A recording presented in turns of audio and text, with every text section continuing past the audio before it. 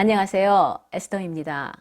오늘 영상은요, 아버지 이삭의 예언대로라면 쪽박을 찼을 에서가 어떻게 축복을 받게 되었을까라는 의문에서 출발을 했습니다. 이삭은요, 27장에서 에서에게 내가 너에게 해줄 것이 아무것도 없다라 그러면서 거의 저주에 가까운 말을 했거든요.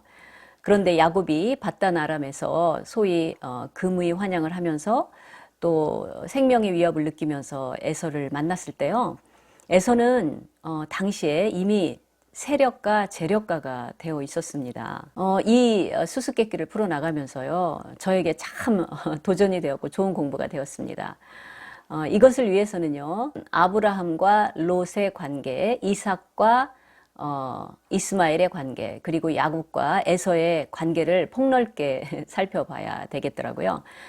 전자가 되는 사람들은 언약의 상속자들이죠. 오늘날로 말하면 여러분과 저입니다. 그리고 후자는 언약의 비상속자들이죠. 우선 창세기 1장에서 11장은요, 사실 12장의 서막입니다. 그러니까 12장이 중요한 거예요.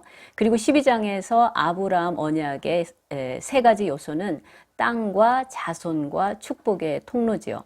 그래서 여러분들이 오경을 통독하실 때요, 이 세 가지 땅, 자손, 축복의 통로, 이것을 관전 포인트로 읽으시면 굉장히 많은 도움이 될 겁니다.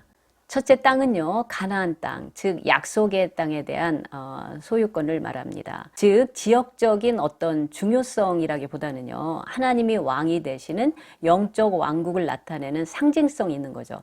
그런데 이 부분에 대해서 참 오해들이 있어 왔습니다. 현재 그 이스라엘의 솔로몬 성전이 서 있는 곳에는 이슬람의 모스크가 서 있지 않습니까? 그리고 이스라엘은 어떻게 해서든지 그 땅을 되찾아서 영적인 중심지로 삼으려고 하고 있고, 둘째, 자손과 관련해서는요, 자손의 번성과 함께 누가 언약의 상속자인가를 봐야 합니다. 그러니까 사라나 리브가가 너무나 아름다워서 그 남편들의 생명을 보호하기 위해서 이방인들의 아내가 될 뻔하지 않았습니까? 그런데 만약 이 여인들이 이방인의 그 자녀를 임신하게 된다면 하나님의 언약의 계획이 완전히 깨지는 거죠. 그렇기 때문에 하나님께서 비상 간섭을 하지 않으실 수가 없었던 겁니다. 세 번째는 아브라함과 그 후손들은 세상의 축복의 통로입니다. 내 자손으로 말미암아 천하 만민이 복을 받으리라 라는 말씀이 거듭해서 나타납니다. 롯은요, 아브라함 때문에 몽땅 잃었던 가족과 그리고 재산을 찾아오게 되지요. 이스마엘도 서자이지만 아버지 아브라함의 기도 때문에 복을 누립니다.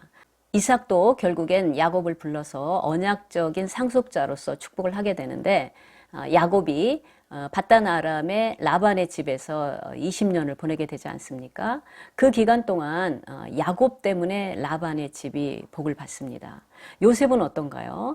비록 형들에게 팔려 이집트로 내려갔지만은 요셉으로 인해서 보디발의 그 전체 가정이, 그리고 감옥이, 그리고 나중에는 당대 최고의 강대국이었던 이집트 전체가 가뭄으로 인해서 고통을 받을 때 복을 받고요. 그 주변의 국가도 복을 받게 되면서 결국 야곱의 언약의 자손들이 또 보호를 받게 되는 그런 일이 있게 되는 거죠. 에서와 관련된 이야기로 돌아가겠습니다. 가나안 땅은 롯이 아니라 아브라함이 거주했습니다. 롯이 거주한 소돔과 고모라는 사해 동쪽 경계선에 있지요. 그리고 아브라함이 막벨라 굴을 매입을 하게 된 것은 그 가나안 땅에 말하자면 깃발을 꽂는 거예요. 이 땅은 내 것이다라는 공식적인 선포가 됩니다. 또 가나안 땅은 이스마엘이 아니라 이삭이 거주했습니다. 결국에 가나안 땅은요, 에서가 아니라 야곱이 거주하게 됩니다. 에서는 가나안 땅에서 모은 모든 재물을 가지고 가족들과 함께 가나안 땅을 공식적으로 야곱에게 물려주고, 가나안 땅의 남동쪽에 위치한 그 세일산, 나중에 에돔 왕국이 세워진 그곳으로 이주를 합니다. 그런데 그 땅은요, 이삭의 예언대로 가나안 땅보다 훨씬 건조한 땅이라고 그래요. 그런데 창세기 36장을 읽어보면요, 에서는 재물의 축복뿐 아니라 자손의 축복도 많이 받았어요. 수십 명의 족장이 에서로부터 나오게 됩니다. 자, 그러면 에서가 복을 받게 된 이유를 한번 정리해 보겠습니다. 첫 번째는 하나님의 은혜입니다. 하나님께서는 언약의 자손들뿐 아니라 세상을 이처럼 사랑하사 할 수 있는 한 모든 사람들이 다 구원을 받기를 원하시지요. 하나님께서는요, 순종하는 자에게는 천대까지 복을 주고 싶어 하시지만요, 불순종하는 자에게는 물론 진노하십니다. 그러나 그 진노는 잠시 잠깐이라는 거죠. 또한 에서는요, 태어나기 전부터 그 역시도 한 민족을 이룰 것이라는 그런 예언을 받았습니다. 따라서 에서도요, 이스마엘처럼 하나님의 은혜로 복을 받은 것이라고 볼 수 있죠. 그들은 가나안 땅에 거하지도 않았고요. 하나님을 예배하는, 그들이 제단을 쌓았다는 기록이 없지 않습니까? 그럼에도 불구하고 어쨌든 아브라함의 후손이었어요. 오늘날도요, 나중에 이제 철이 난 성숙한 크리스찬들이 내가 부모나 조부모님의 기도 때문에 이런 은혜를 얻게 되었다. 그렇게 고백하는 분들을 심심치 않게 만나봅니다. 두 번째로요, 롯이 아브라함을 자연스럽게 떠나고 에서가 야곱을 자연스럽게 떠나게 된 것은 두 가정의 소유가 너무 많아서 한 곳에 거주할 수가 없을 정도로 복을 받았기 때문입니다. 이로써 아브라함도 자신이 가야 할 언약의 길을 자연스럽게 갈 수 있었고요. 야곱 역시도 가나안 땅에 머물면서 언약 백성으로서의 노정을 자연스럽게 갈 수가 있었던 것입니다. 그러니까 에서는요, 자발적으로 가나안 땅을 떠난 것이고 자발적으로 언약의 비상속자가 된 것이죠.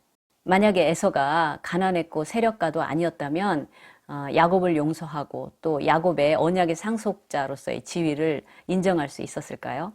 에서는 세일산에서 만족스러운 보금자리를 꾸릴 수 있었기 때문에 자연스럽게 떠났다고 볼 수가 있습니다. 이로써 구속의 역사를 성취해 가시는 하나님의 섭리가 참 놀랍습니다. 정리하면요, 결국 에서의 복은요, 하나님의 은혜와 언약의 성취자들의 스무드한 노정을 위해서 하나님께서 복을 주신 것이라고 볼 수가 있죠.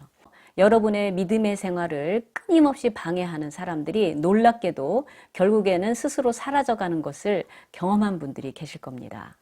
그런데요, 에서는요, 개인적인 차원에서는 큰 복을 받았지만 축복의 통로가 됐다라는 구절이 어디에도 없습니다. 도리어 이스라엘의 이후의 역사에서요, 이스라엘을 괴롭히는 자로 나타납니다. 하지만 언급한 것처럼요, 언약의 상속자들은 본인들도 복을 받지만 세상의 축복의 통로가 되는 것입니다.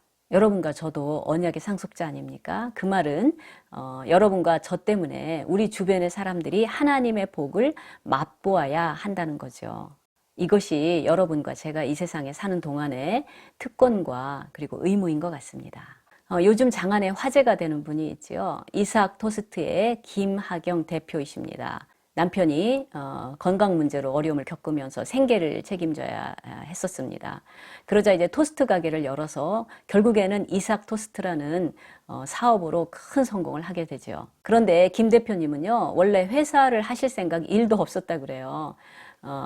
조그만한 토스트 가게를 하면서도 주님을 대하듯이 어린이들에게 꼬박꼬박 존경어를 쓰면서 그러다가 이제 생활이 안정돼서 가게를 그만두고 전도에 몰두했다고 합니다. 그런데 정말로 생계가 막막한 가정들을 만나기 시작한 거예요. 그리고 그분들에게 모든 노하우를 전수해 줄 뿐만이 아니라요, 자신의 사비를 털어서 매장까지 다 열어준 거예요.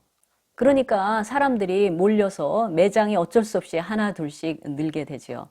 지금까지도 최초 가맹비를 전혀 받지 않으신다고 합니다. 이웃을 이렇게 섬기다 보니까 국내에만 820개의 매장이 생겼다고 합니다. 내가 이 땅에 살아있음으로 인해 한 사람이라도 행복하다면 그게 성공이다 라는 것이 좌우명이라고 합니다. 뭐 이렇게 큰 일이어야만 합니까? 제가 아는 어떤 자매는요, 엘리베이터가 없는 빌라 5층에 살고 있는데 항상 그 계단 전체를 청소한다고 그래요. 그러니까 어느 날 밑에 층의 주부가 고맙다는 말을 하더랍니다. 뿐입니까? 나는 정말 외로워 이러고 앉아있는 것이 아니라 내가 외로운 사람들에게 전화도 하고 또 사람들을 위해서 얼마든지 중보기도도 할 수가 있는 거죠. 여러분들과 저는요, 지금 내가 처한 이 자리에서 언약의 상속자로서 세상의 축복의 통로로서 부름을 받은 특별한 사람이라는 것을 함께 묵상하면서 찬양했으면 좋겠습니다. 감사합니다.